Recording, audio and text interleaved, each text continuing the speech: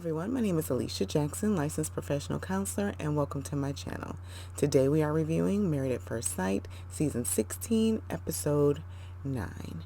Here at this channel we do a therapeutic review where we use the model internal family systems just to try to get a little curious about what's happening internally for these couples so we can get to learn a little bit about relationships and potentially learn a little bit about ourselves as well. If you are returning, welcome back. Please like the video and of course subscribe to the channel. Now let's get into it. First we have Dominique and McKinley. As last week's episode we kind of leave and on a cliffhanger as Pastor Cal's like, what does that mean? I need you to tell me, Dominique, what does that mean? And she said, well, I'm just over it. I'm kind of over it. And Pastor Cal said, okay, help me. I'm still trying to gather what you're trying to communicate to me. And she said, I would like a divorce. I would like a divorce. And Pastor Cal said, okay, McKinley, how do you feel about this? And I understand his intent of asking that question. And at the same time, I'm like, ooh, that's a lot to process for McKinley. Like, that's a shock. And taking that in, I don't know if he even knows how he's feeling at this moment. But he's like, yeah, it's a lot to hear. And I don't know. I don't know how to feel. I don't know what to feel. And so Pastor Cal said, well, I want to be cautious when I say this, Dominique, but potentially, maybe 25 was too young. Maybe. And Dominique said, I don't think so. Well, he said, well, I think, and hear me out, that when things get hard in a marriage, there needs to be some grit. There needs to be some stick-to-itness, right? To power through and to make it through hard things and not quit. There needs to be some fortitude.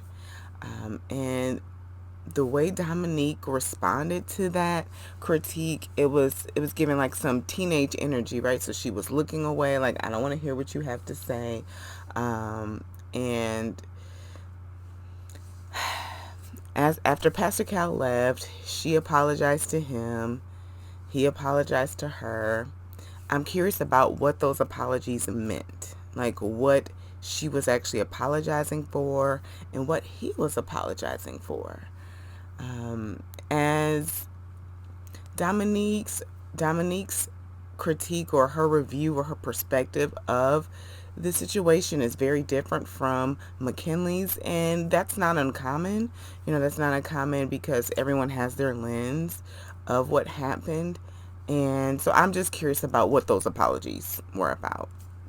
But Dominique is meeting with her mother, as this is supposed to be the housewarming episode, but they didn't have one. And she's like, yeah, I'm just really disappointed. And Mom said she wished she could have talked to McKinley to try to see maybe if she could have helped the situation to get a better understanding of what was happening.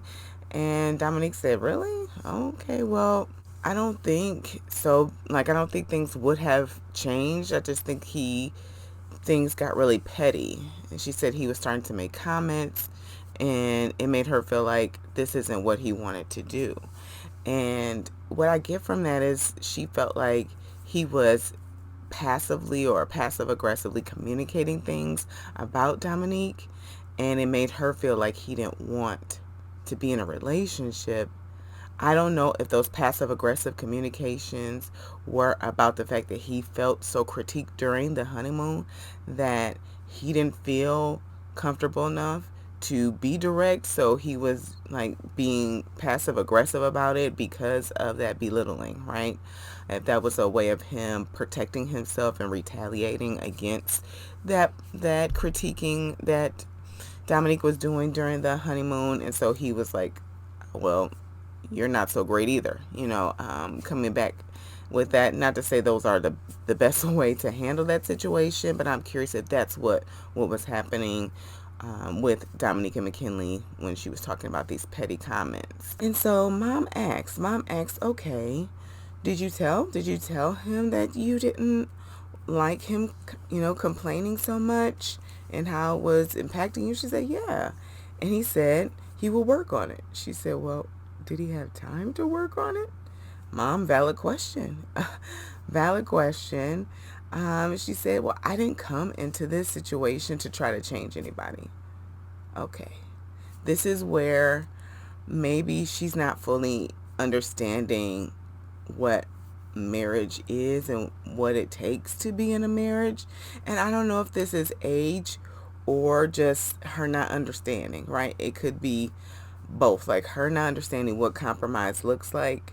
And there may be just this part of her that says, this is how I want it. And if you're not what I want, then you're out, right? That's the energy we get from Dominique, this part of her that's like, this is what I want. But marriage, no, you're not trying to change your spouse. Definitely not, right? And at the same time, you're working together, right? You're working together to be there and be present for each other while still maintaining your identity, right? So no, you're not trying to change McKinley, and you're also helping McKinley be a better McKinley, right? By I'm noticing I do complain a lot. Okay, so I'll work on that. That doesn't mean he's changing completely who he is. He's just working on the fact that he complains a lot. There seems to be a part of her that doesn't have patience, right? Doesn't have patience, wants what she wants, and that's sad.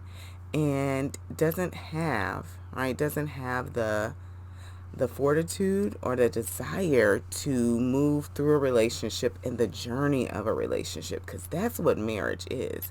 And maybe this part of her doesn't understand what marriage is, and that's why, right? And Pastor Cal said, hey, I want you both to do some really soul searching about what you want for you in your next long-term relationship. I agree with him with that for sure. I think with any ending of a relationship, there needs to be a moment of like, okay, what was coming up for me, what was happening, and to really process it. Because sometimes what happens is the person takes in their experience of the person through their lens of hurt, instead of really taking a seat back to figure out what those protectors were coming up. Like there's still this defense that Dominique has of like he was negative all the time and I'm positive vibes only. Okay. That's what this part that's defending her in this moment is saying. I want her to get curious about what's underneath that, right? What's underneath all of this. But she stated that McKinley said that he felt like he just had to keep redeeming himself, right? He did feel like he was the bad guy. He kept saying that, I'm the loser in the situation. I'm the one who has all the work to do. There's a part of him that was definitely feeling like, man, I have all this work to do, and that was hitting him really hard, and it's causing some hurt there. It takes a little blow sometimes to hear some feedback, and especially a lot all at the same time, and be like, oh man, I guess I'm not as far as I thought I was, or I thought I was doing pretty great. I guess I'm not. And I will say this, that any feedback you get from someone isn't a ding at who you are as a person. No, it's just something for you to get curious about. I, even would want McKinley to get curious about why he complains. What is this part of him that complains? What is it protecting him from? How is it showing up, and how is it impacting him too? Like, just getting curious about it. These aren't dings, against him as a person. And even with Dominique and this part of her that's not patient, this part of her that is demanding and doesn't really have a lot of grace for people's shortcomings or people's limitations, this is something for her to get curious about as well. I'm curious how she handles her own shortcomings, if she has the same like lack of patience for her own growth. That's something to get curious about. These aren't dings, right? These aren't dings. And so mom is saying, hey, do you feel like you could have been a little bit more patient with him? And Dominique says, I feel like I've been very patient. And I'm like, oh my goodness. I don't I don't agree with that assessment. I truly don't. Not with just, 2 weeks into a marriage. I don't feel like that. But she stated that in her gut, she felt like this wasn't the relationship for her. And I have to honor that. And maybe that's the truth because she's not ready. And it doesn't seem like McKinley was either, right? Um, and speaking from the place of him having a hard time really taking feedback, that's a lot, right? Taking feedback and not having the skills to really communicate directly and from an emotional place too, like having the emotional intelligence enough to hear what she's saying and then also communicate how what she's saying is making him feel, instead of maybe doing those passive aggressive comments that were adding to the already tense environment that was happening. And so they have this group potluck. Dominique and McKinley walk in together after really she told McKinley that she didn't want to be friends with him anymore and that she didn't really want to see him again. But they're here, right? And so after McKinley does this very interesting thing of asking the couples who has been physically intimate yet, and he has this big announcement.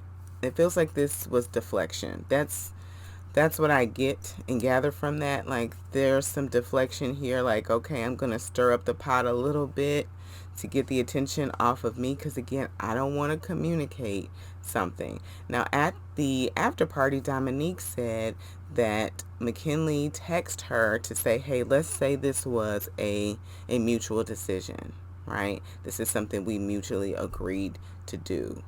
And so it feels like one, McKinley is, there's a part of him that's maybe trying to save face, like he doesn't like how this is the perception of all of this, and so he's trying to save face a little bit by saying, hey, we're gonna say we want a divorce.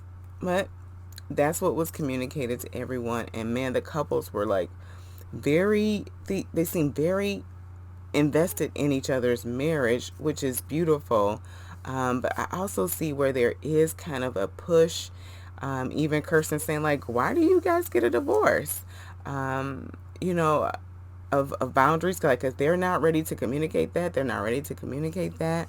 But if that's the energy, of and the norm of their relationships together, you know, that's it. But he said that he just felt belittled through the whole situation and that Dominique just wasn't able to compromise. And she said, I'm positive vibes only. And he was making a lot of comments like this wasn't what he wanted to do. So I feel like this is just the best thing to do.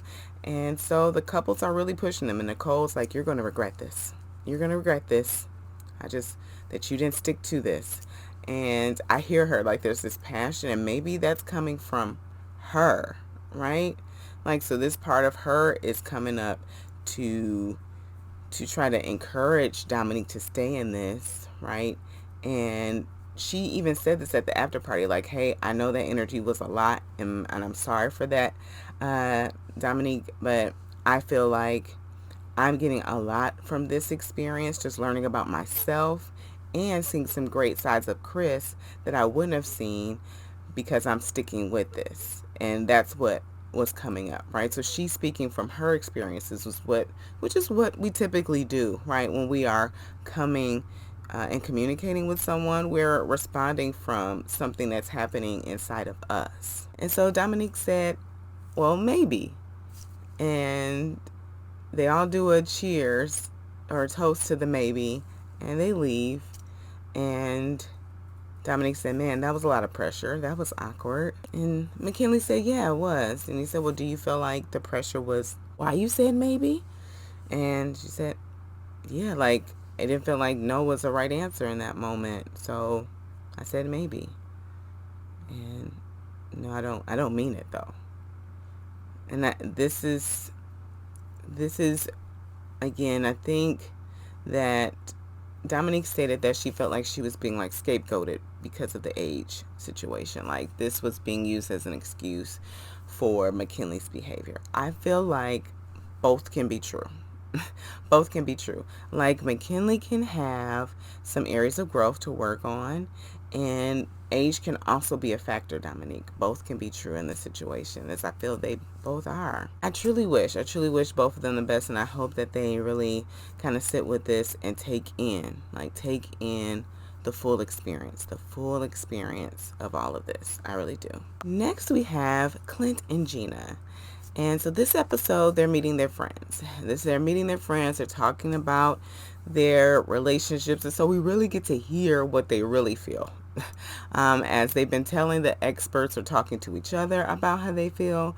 And so they are like kind of sugarcoating a little bit, maybe potentially. And so now they're talking to an outside person that really knows them to get a real feel of what is really happening for them in their relationship. And so Clint is sharing with his friend, like, hey, we had a good time. It was definitely some ups and downs, some hills, some valleys. But he was stretching Gina, going for hiking. She's not an outdoors kind of girl. She's really committed to her business and her work.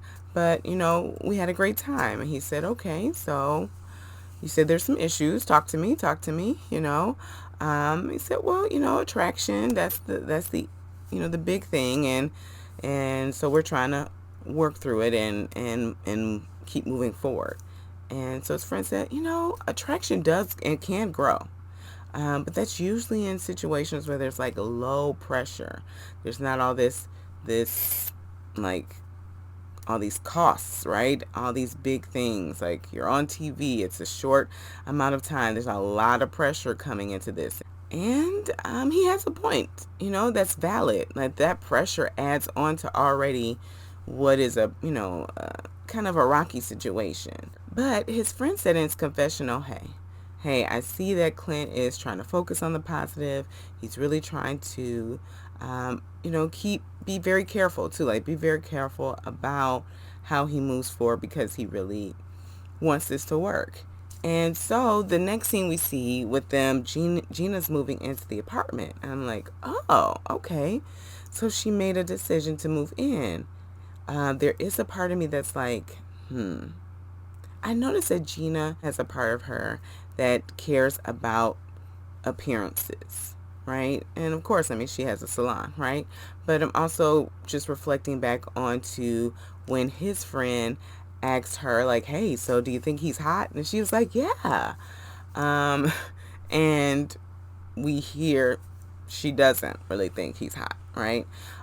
So I'm curious if she moved into the apartment because they were having the housewarming and she didn't want her friends potentially, or even his friends, to be asking like, hey, why didn't you move in? Are you not giving this the full effort?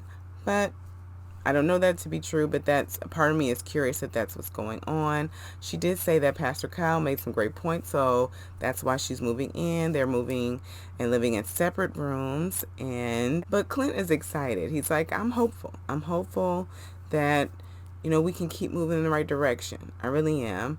Gina said, man, I haven't lived with someone in 4 years, so this is going to be a lot, like accommodating around my life and just keeping that together and what that looks like. That's going to be, quite an adjustment. And it is, but it's also how you learn. It's also how you really learn someone. And this is what she signed up for, to really learn herself, and maybe that's what she's fearful of, and learn about Clint as well. And so they're at the housewarming, they're having fun. Gina's making margaritas, they're putting on fake tattoos, which is really cool. And Clint is talking to Gina's friend about how them being brutally honest with each other, that kind of backfired. And so now they're taking a step back and just focusing on the positive things, the things that are working well, and really keeping them in the right direction. And Gina is with Clint's friends, and and Clint's friend says, hey, maybe the fact that you guys were focusing on the negative things, that was what was continuing to pull you guys apart. And so needing to really keep a positive mindset. And that's definitely right where Clint is. Clint has this part of him that's like, we're going to keep a positive outlook. We're going to keep moving forward. I'm curious what's underneath there. I'm curious if there's a part of him too that's like, this isn't going to work. This isn't working. Because where there is this positive one, usually where there's an extreme part of us, there's a conflicting extreme part, right? That's battling out. And so there's this one that's really positive, and maybe in the background, there's this one that's like, okay, is this gonna work though? Is it? Right? Which is okay. But I'm just curious if that part is having it say, if he's listening to this one or if he's just ignoring it, right? Because that's typically sometimes what happens in relationships.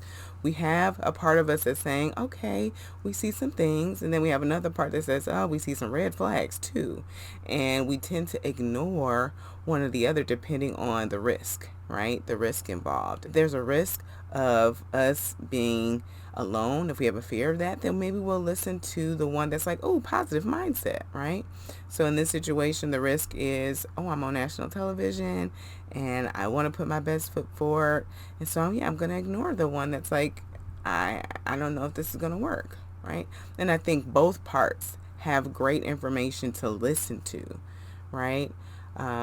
Let's listen to the part that has some concerns, because that can be an area of growth that they can have some conversation about.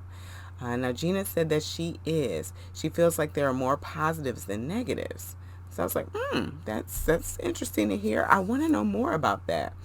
And even Clint said, hey, I really want to know more about Gina. I want to dive in there. I want to know about 5-year-old Gina. And Gina's face was like she was very scared about that. I'm curious about that. I'm really curious about the fact that there's a part of Gina that is scared about Clint getting to know who she really is. Now, Clint is saying this at the group party, and he said, I want to get to the crust, the little crusty parts of Gina. I said, oh, Clint, he has this part of him that, right, is just not eloquent at all. But I hear the intent there. Like, I really want to know her. And Gina's petrified a little bit about that. So that's something, right? That's something for Gina to lean into. Like, the thought of him getting to know me really scares me. Why is that? Next we have Shaquille and Kirsten. And Shaquille, he's being very gentlemanlike. He's helping Kirsten with her car. She's appreciating that. And so they're preparing for their housewarming, and they invited 2 married couples, which I thought was really smart. I really thought this was smart. They invited 2 married couples to help give them some tools to help move their relationship in the right direction. And so they're gathering, and Shaquille and Kirsten are feeling the spotlight on them. And they're like, so I guess you probably want to know, what's going on or what happened in the honeymoon. So we're going to, put it on you. How the kids? How's everything? And they're like, the kids are great. So how's the honeymoon? And Kirsten said, we had a great time. We did horseback riding, the ATVs, and the horseback riding was so romantic. And so her friend, or I think it's Shaquille's friend's like, how romantic did it get?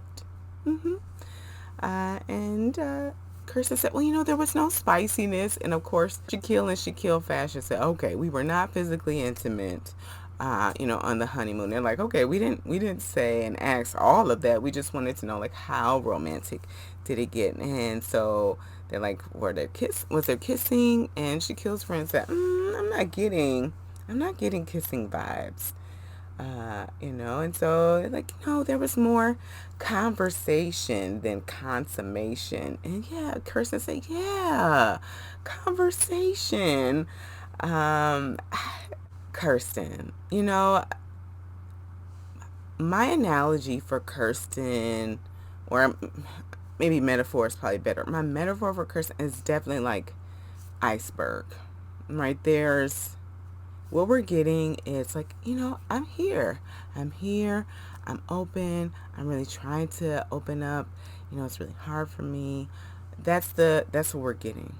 What's underneath there? What's underneath there? I want to know. And there's not a lot of wiggle room, right? So even with the couple, she's saying, "Wait, I'm not a kisser like that. I'm not a good kisser." And shout out to her cousin's husband who said, Kirsten needs to let Shaquille be the judge of that. And she needs to kiss him a lot.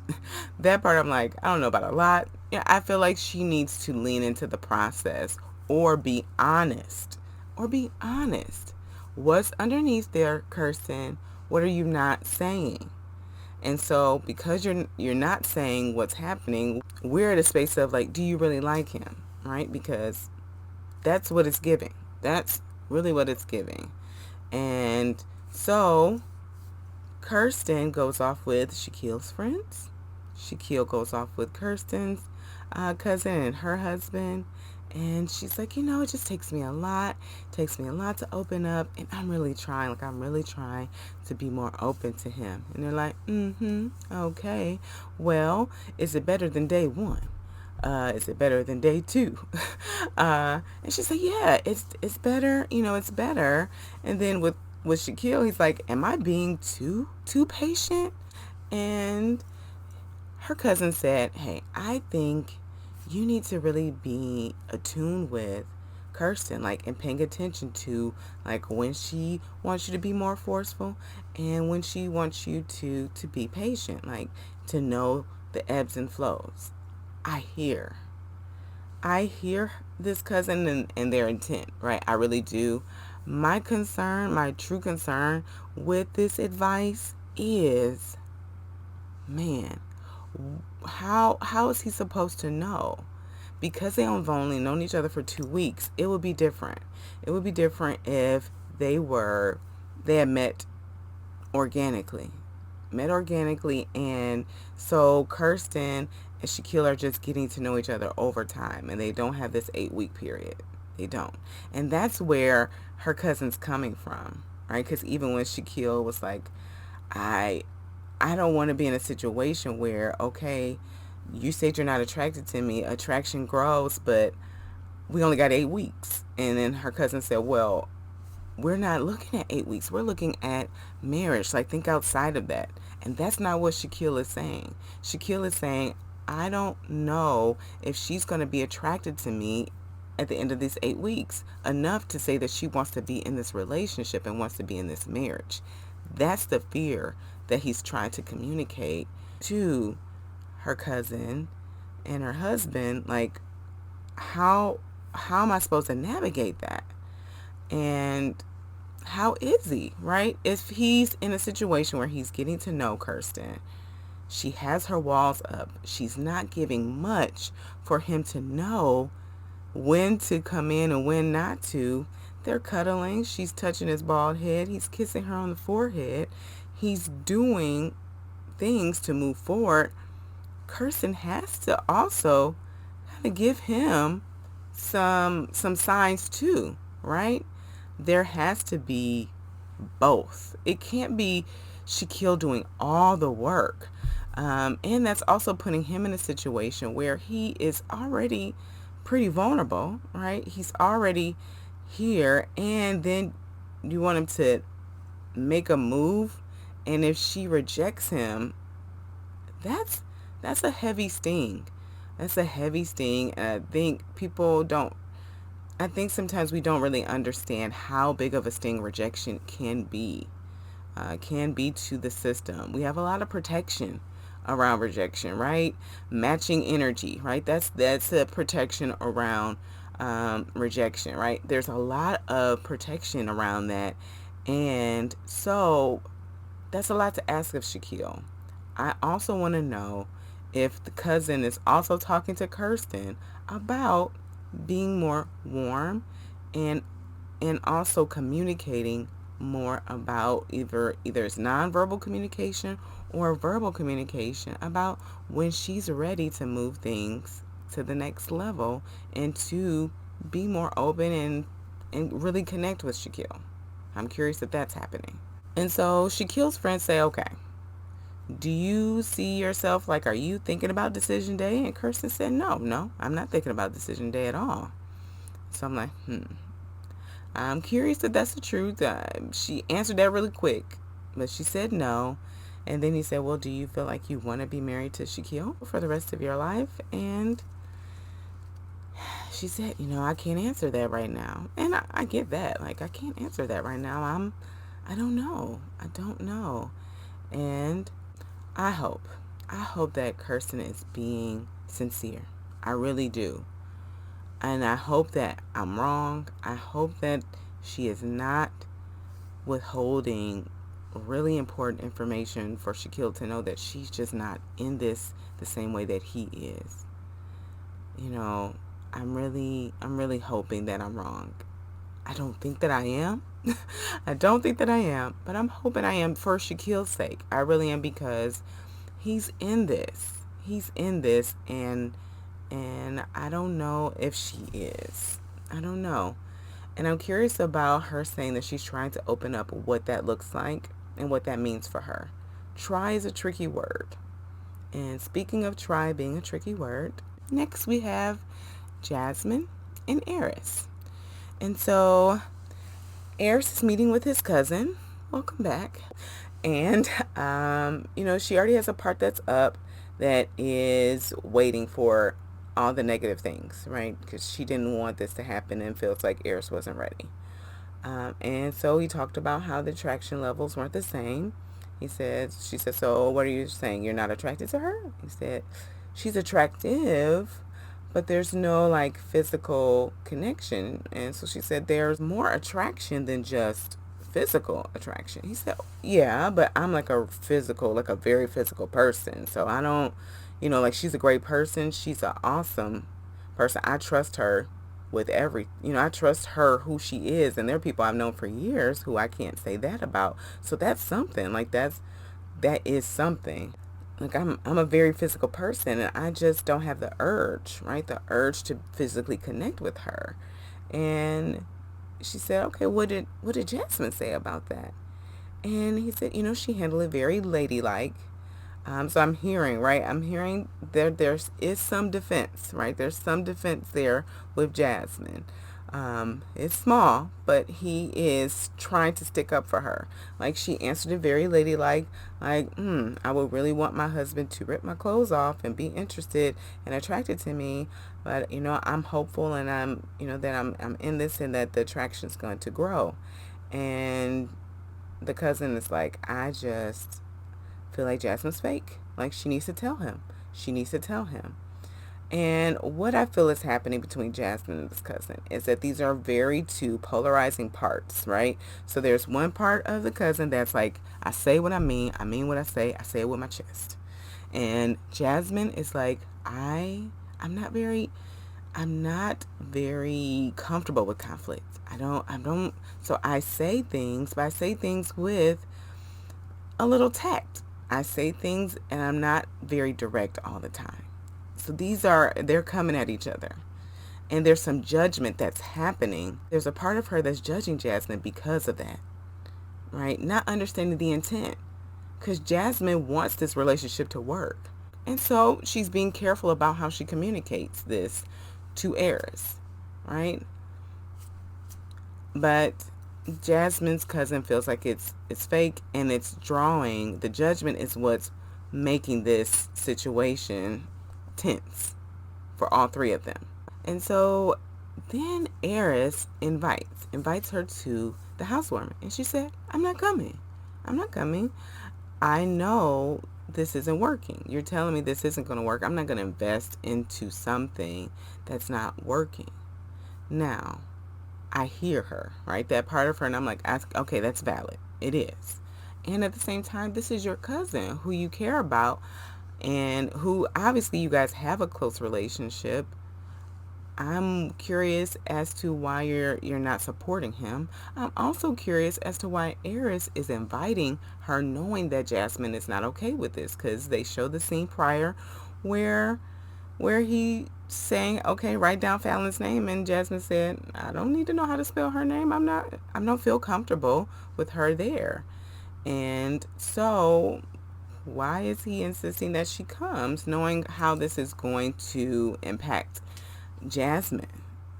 This is what I'm curious about. I do see and I do feel that Eris has a part of him that is definitely protecting his cousin versus protecting his wife.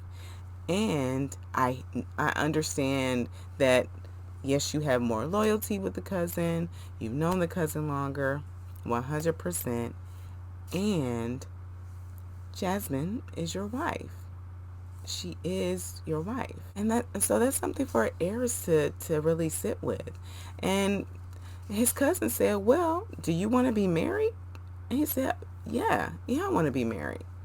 She said, well, then go home and be a husband and connect with your wife. Connect with her. Work on that. If that's what you want, then that's what you need to do.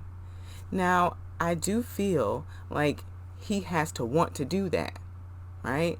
That's the part that's missing. While I do like where she's headed with this advice, I want the intention to be there. I want it to be real because Jasmine, where she is real and sincere. And so if he's forcing himself, to do something that he doesn't want to do, that's gonna put them both in a situation where it's gonna end really badly. It really is. It's gonna end badly. And so Jasmine walks in to the apartment. Eris is there. He's working, and so he is working, right? And at the same time, there's like no eye contact when he's greeting her. It's just like, hey, hey. It feels really distant. It feels really distant. There's a part of me that wants to even make assumptions about this, but I'm really gonna hesitate, and I'm really curious about what this distance means, right?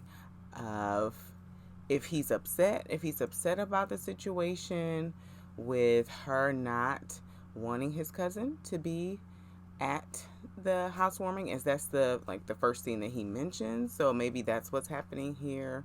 But it's just like very, very distant, not welcoming, not like, hey, wife, or hey, husband. Like there's not even the my husband. I didn't hear my husband at all this episode. So I'm curious if Jasmine has put up more distance between her and Eris, as definitely even her body language is changing a little bit, and we'll talk about that later on. But I'm just noticing that, right? And so he's like, hey, I want to be comfortable at the housewarming. I want you to be comfortable at the housewarming. I noticed that, you didn't want to put my cousin's name down on the list. Well, I invited her, and you see Jasmine turn to him like, oh, you did? After I told you, right? And so he said, yeah, but she said she didn't want to come. She's like, well, great. It's mutual. And I hear Eris, and Eris is defending her, right? And I understand the intent of defending his cousin. I don't think he understands the impact of that, of Jasmine feeling like an outsider, especially when she already feels like she's not wanted in this relationship, right? So, and how that's going to affect their tender attachment that's not even really forming yet, right? So, one, you're not attracted to me. You don't want me. You say I'm what you need. I'm not what you want. And then you're not honoring the fact that I've had a negative experience of your cousin, and you know how she is, right? You have that lived experience, and he did explain that, right? Explain that part's defending her. And it would be interesting to see if Eris would be able to also be present for Jasmine, as much, right, as he was present for the cousin when it came to talking to Jasmine and defending her. If he was talking to the cousin to say, Jasmine is a really great, genuine person. She gives. She does a lot of work in the community, and every interaction I've had with her is genuine. And what I would ask for you to do is just to give her a fair shot, a fair chance. Because even though I'm not feeling her attraction wise, like, I trust her more than people I've known for years. And so I need you to give her a chance and trust that I know she's genuine, right? If there could be like that type of communication, right? So that Jasmine is feeling supported, because even at the after party, she's seen the conversation and she's feeling some type of way about the conversation with Eris and his cousin. And so it would be nice, right, to have that hovering. And so the guests arrive, and Eris's friends, who in their little matching outfits, and Jasmine's family and her auntie, who is kind of been my fave this season, and his friends learn that Jasmine has 4 dogs, and they're like, do these 4 dogs sleep in the bed with you? She was like, yeah, I have a king size bed, so yeah, my 4 dogs sleep with me. I was single, that's it. And so they're just taking that in. Jasmine's auntie notices this, and so she's like, are you having a hard time with the dog situation? And Eric said, absolutely. He said, oh, well, you're just accepting the fact that she has the 1 dog first. And so she's doing a temperature check, right? She's doing a temperature check. And so Eris's friends ask if they've had any issues thus far, and Jasmine immediately does like a side eye, and it's like there's already a part of her that's preparing to hearing, oh, the attraction thing is coming up again. Here we go, right? Because there's only so many times she's going to be able to hear that, right? And I know production has a way that they, orchestrate seasons and orchestrate episodes and make sure the hot button topics are talked about every single episode. And at the same time, I also feel like that does some harm. That does some harm to the connection. So, but what Eris does, instead of bringing up the attraction issue, he brings up the housewarming issue and how Jasmine didn't feel comfortable with cousin being there, and cousin didn't want to be there, and how they both have a issue with clear communication. And I do see that, right? We saw that in the honeymoon, where Eris wasn't really clearly communicating his concerns about attraction with Jasmine up front, and so the fellow husbands were looking at him like, that's not what you told us, right? And then Jasmine is refusing to write down the cousin's name on the guest list, instead of saying, hey, let's have a conversation about your cousin and my experience of her and how I don't really feel comfortable with her being here, especially with us already being in like a little rocky space, right? And so having a direct communication about that. They both have some challenges about that. They both kind of have like this conflict avoidant part of them that doesn't want to say what's happening. However, they both have parts of them that want to be honest with each other too. And so they're trying to, right? Jasmine texts him instead of saying it out front, right?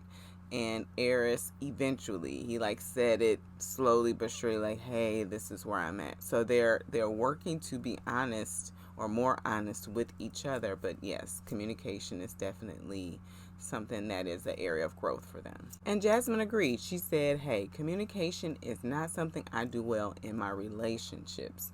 And her auntie said, exactly. And that's that same energy, right? Same energy, but it wasn't, right? It wasn't as offensive as the cousin saying, you don't need to get married. Do you want to leave now? Right? So because that's like hijacking Eris's choice, right? So there's like some overstepping there. With auntie, she like, yeah, you're right. You do not communicate well in your relationships, right? There's a part of Jasmine that doesn't fully talk about her real, true experience of a person with that person. And we're seeing that in this relationship. It's still here. And so they're discussing the concern with Jasmine and the cousin. And auntie says, hey, but you're officially married now. And so you're going to need to protect your wife. Did Eris hear her and respond to what the auntie was saying? No. He, again, that part of him jumped up to defend his cousin and not protect Jasmine. Jasmine is picking this up. She's picking it up whether she realizes it or she's aware of it or not. She's picking up what's happening. I'm curious. I'm curious if Eris does not feel comfortable or safe enough to set a boundary with the cousin. To say, hey, this is my wife. I know you don't agree with what happened. Don't agree with the process from jump. I get it. You have your right to not agree. And at the same time, I made this decision. And so if you're my cousin and you love me and you're going to support me, then you're also going to respect my wife, right? Because this is me standing up being a husband like you just requested me to be, right?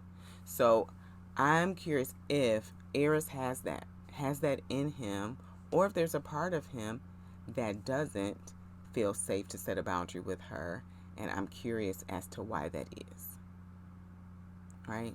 Because there's a reason for everything. There's a reason for everything. I know we feel like people are making excuses a lot of times for their behaviors, and at the same time, there's a reason for everything. There's a reason why he isn't comfortable enough to set that boundary with the cousin. Saying 10 toes down like he said she does. Where's that at for him?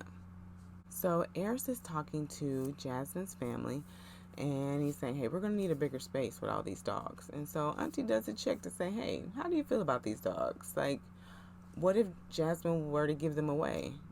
How would you feel? He was like, oh, I'll be excited. I'm like, I'll be great. And so Auntie is like, okay. So he does not like these dogs. All right. So she's a little discouraged about that. Right. And so she says, hey, I'm Team Jasmine all the way. And I want to know from you if you are willing to be all the way in this, right? And work to build the connection, work to build this lasting foundation to really make this connection and be present for Jasmine, how she is showing up for you in this experiment. And he says, I'm going to try. And she makes a face because try is a tricky word. Try is a very tricky word, right? Try doesn't mean that it's going to show up externally, right? It's going to externalize into changed behavior. Try could be, I'm going to have an internal war with the part of me that's like, but you're really not attracted to her, man. Like, you're just really not attracted to her. Like, but give her a chance, right? That's still effort. But it doesn't show out. It doesn't have an output of changed behavior. Okay? And so try is tricky. Try is very tricky. Our internal energy to battle with the part of us that we're trying to make the change, that is effort. It is. Right? And it's something that needs to be honored. And at the same time, when it comes to Jasmine wants changed behavior. Jasmine needs changed behavior, right? She's showing up for him, and I feel her pulling back. I see her pulling back from him. Jasmine is talking to Eris's friends, and they're like, okay, are there any concerns? And she just comes right out, no holding punches, and says, yeah, we're not physically intimate right now, like, not at all. Right? And you feel it, or at least I felt the energy of like, and I'm not okay with this. Now, his friends seem to be similar maturity wise, which isn't surprising to where Eris is, and so they're giggling, they're like kind of stunned, like, I don't know how to respond to this. And Jasmine says, hey, yeah, there's no physical chemistry, and at the same time though, Eris says he's a very physical person, so she feels like this isn't the only reason why you're not being physically intimate with me. So we hear, right? What do you hear in that? I hear there's another part of her that is maybe has made some assumptions, has made some judgments about why he isn't trying, like why he isn't trying to connect with her in that way, and feels like the sexual chemistry or physical chemistry is just an excuse. It's just an excuse. That's how we know we got another protector up, and she's pulling back. She's pulling back. She's creating some distance from connecting with him.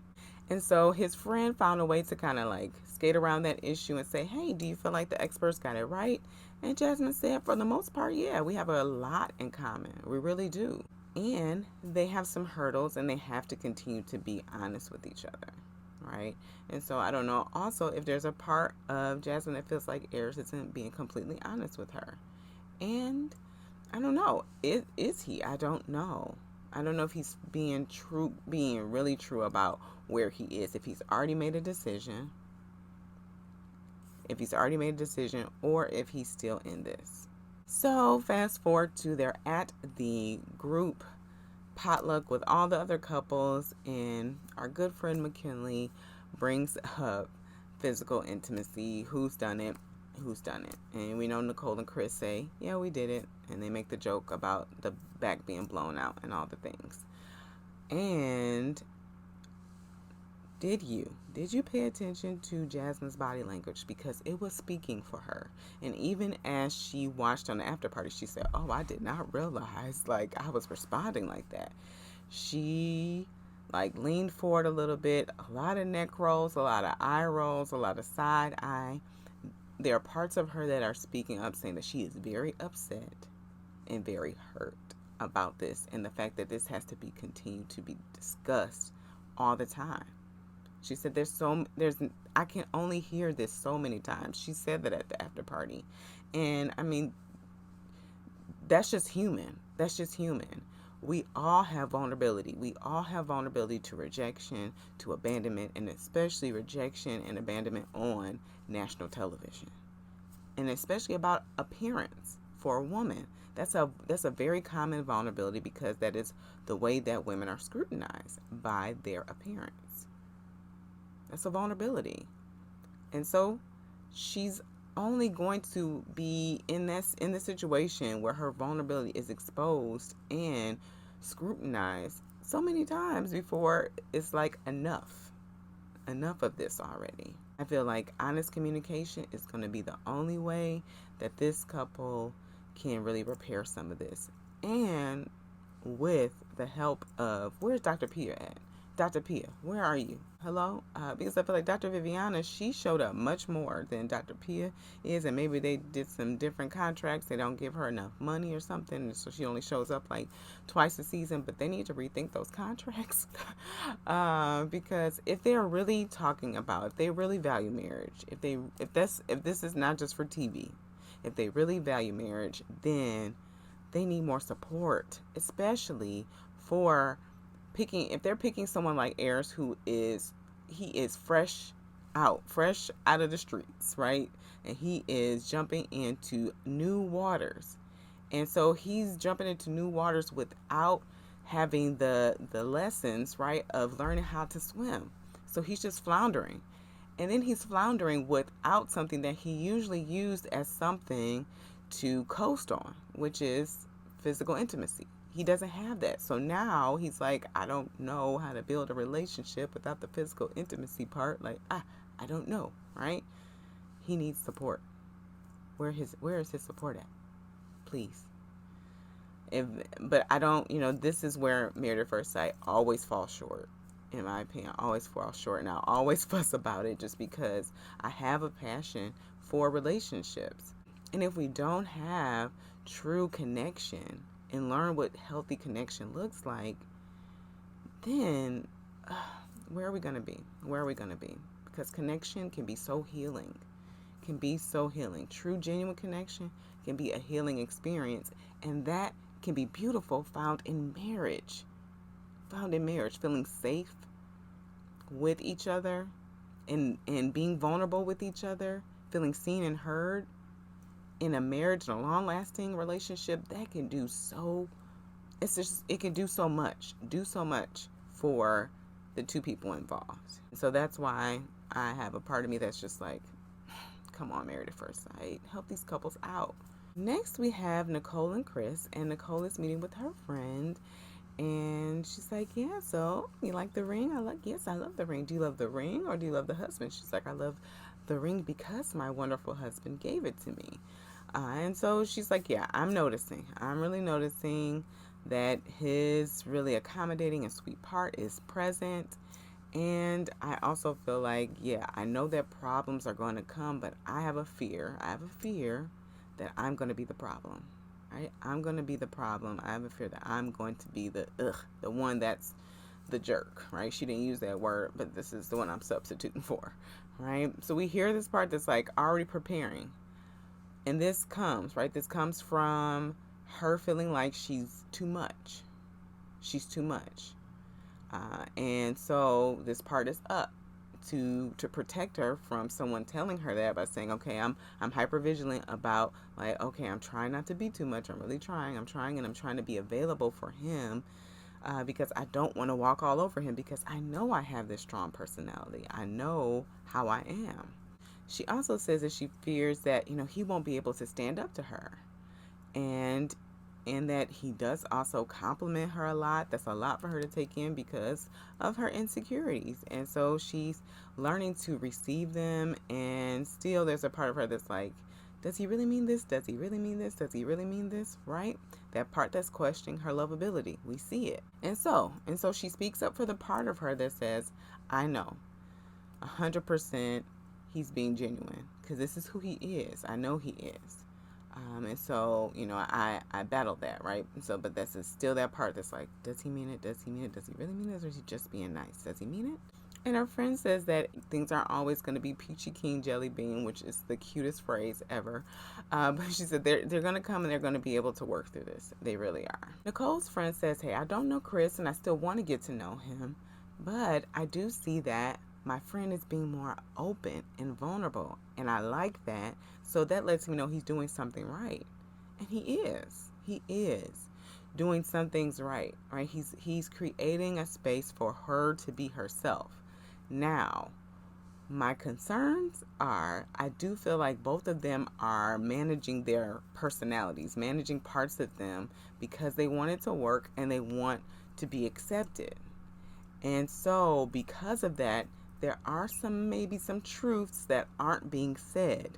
And so my concern about is like, when those truths start to come out, how will Chris respond? When those truths start to say, hey, I'm here. I know I said this, but this. I know I said this, but this, right? I'm wondering how they're going to respond. Now Nicole has this very cute theme for their housewarming, flamingo. Hilarious. And so she's like, yeah, that's the theme. Let me know what you think. And so in that energy, this is what she's really saying. This is what I'm going to do, right? Because Chris says, oh, okay, great, because I make these really great barbecue chicken sandwiches. And she's like, yeah, so if we do the barbecue chicken sandwiches, we'll have to change the theme. And yeah, that's not going to happen. So maybe we'll do something else. And he's like, oh, okay. I did see like a little part of him that was like, but I really want to make my buffalo chicken sandwiches. And I feel like that could be a place where Nicole could just show some compromise a little bit. We do see though that she compromises later with the shirts. She's like, hey, I bought these shirts. Are these too much? And he's like, they're nice. They're nice. She's like, tell me. And we see this nurturing caregiver part coming up for Nicole again. Tell me, do you like it? Tell me. Use your words, right? That's the energy. That's coming from this one, right? So this is Chris's younger one, and it's coming out like, I don't want to say the thing. I don't want to say that I don't like this shirt. He still says it, and she honors it. I feel like if Nicole continues to create space for Chris to say how he really feels, without the backlash, then he'll feel more comfortable. He'll start to feel more comfortable and trust himself enough to say the things he really wants to say. This needs to develop. This area of growth definitely needs to develop so that Nicole can take a step back from this caregiver, nurturer. Not to say that she doesn't, need to be nurturing. That's not it. It's just that part of her is going to be fatigued. She talks about it at the housewarming with his friends. Like, there's only so many times I can say, does this work for you? Does this work for you? Like, this part's already getting a little fatigued, and we're only 2 weeks in. We're 2 weeks in. And as they were together, though, as they were all together in the kitchen, they showed off the matching shirts, and they had a cute laugh about it. And at the same time, they did kind of make some jokes that were hard hitting a little bit at Nicole about like, hey, I'm just trying to make sure she doesn't bully you, right? And so Nicole's friend is trying to talk to Chris and say like, hey, tell me my girl's too much, because I already know, right? And her other friend is like, hey, why are you being so hard on Nicole? Like, I'm just glad that you're being able to accept her for who she is. And Chris is saying, hey, I did see that, she gets upset more than I would, but she hasn't, that hasn't came at me, so I'm okay with it. I do feel that maybe Chris isn't sitting truly with all of him, that's taking in, Nicole's behavior. Because there may be a part that's like, yeah, as long as it's not towards me, okay. And then there's another part that's like, did you see that she really got upset about that? Like, that's not something we would, like, what's the big deal? Like, there may be a part of him that's saying that. To really sit and listen to both of them, because they both have important information to share with him about how Nicole's showing up in this relationship and how it's impacting him and how he needs to speak up for himself, right? And so what both of them said was, hey, just make sure you don't let Nicole walk all over you and you're not a pushover. And Chris's face, he was just like, oh man, am I still struggling with this? Am I still struggling with this? And the answer, Chris, is yes. Yes, you are. And that's okay. That's okay. Because we don't know the reason behind that. That's still not present. That's still not there as to what happened for Chris, that he really struggles to advocate for himself, to find his voice. Chris's brother says, hey, okay, tell me. So like, what type of vibe are you going for in this relationship? Are you wanting to have things your way? Are you wanting compromise? Like, tell me. She's like, hey, I'm all for compromise. I want compromise. And I do notice though that when things are not such a big deal for Chris, that he's indifferent, and that's okay. But I just want to know. I want to hear from him. I don't want to not have his voice heard, because I just really got the vibe from everybody that he doesn't speak up for himself, and people have taken advantage of him, and I don't want to be that person. I don't want to do that to him.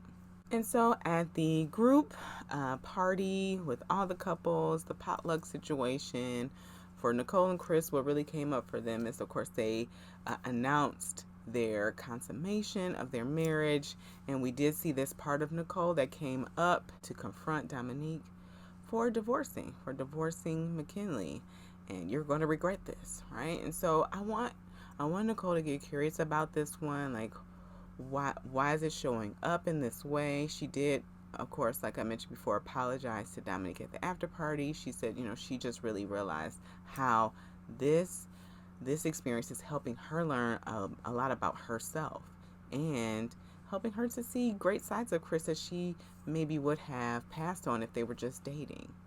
And I do feel like Dominique quitting on this is kind of shorting her experience to learn more about herself. Like, she didn't really get to see some of Dominique, right? And so I hear Nicole, and at the same time, this pushy part is coming up. We do see it present, and I'm curious if it's going to show up in her relationship with Chris. Let me know your thoughts. Let me know your thoughts about what you felt about the end of Dominique and McKinley, and how these couples are progressing. We have one that's moving, pretty steady, and we have some that are at some standstills, right? and what's going to move these couples forward? Let me know. If you are still with me, of course, please like the video, subscribe to the channel, and as always, be cool, be calm, be centered.